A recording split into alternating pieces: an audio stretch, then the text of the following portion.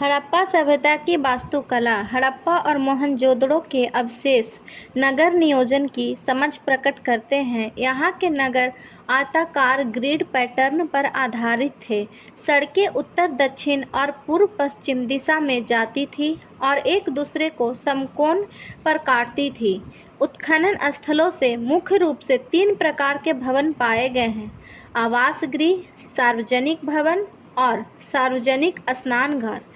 निर्माण के लिए हड़प्पाई लोग मानकीकृत आयामों वाली मिट्टी की पक्की ईंटों का उपयोग करते थे। भली भांति पकी हुई ईंटों की कई परतें बिछाई जाती थीं और इसे जिप्सम के गारे का उपयोग करके एक साथ जोड़ा जाता था। नगर 2 भागों में विभाजित था: ऊंचे गढ़ दुर्ग तथा निचला नगर। पश्चिमी भाग में ऊंचाई पर स्थित गढ़ का उपयोग विशाल आयामों वाले भवनों जैसे अन्नागार, प्रशासनिक भवन, स्तंभों वाला हॉल और आंगन आदि के लिए किया जाता था।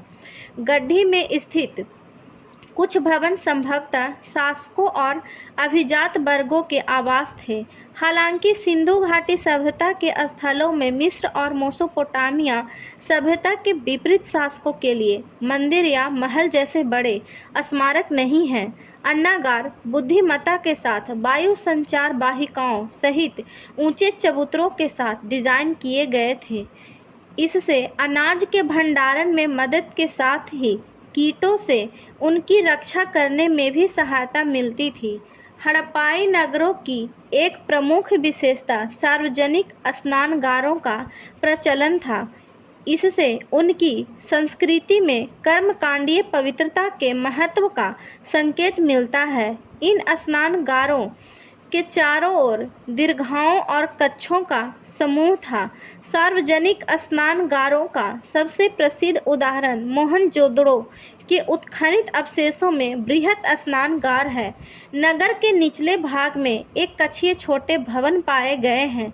इनका उपयोग श्रमिक वर्ग के लोग द्वारा आवास के रूप में किया जाता था।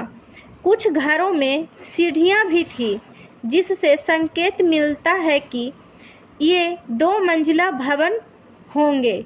अधिकांश भवनों में निजी कुएं और स्नान गृह थे और वायु संचार की भी उचित व्यवस्था थी।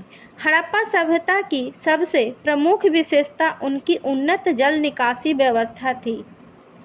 प्रत्येक घर से निकलने वाली छोटी नालियां मुख्य सड़क के साथ चलने वाली बड़ी नालियों से जुड़ी थी। नियमित साफ सफाई और रखरखाव के लिए नालियों को शिथिल रूप से ढका गया था।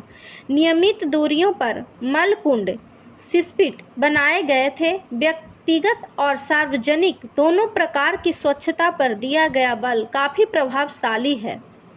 कई विद्वानों का तर्क है कि टिग्रिस, यूफ्रेटस, दजला फरात घाटी के मेसोपोटामियाई लोग सिंधु घाटी सभ्यता को मेलुहा कहते थे।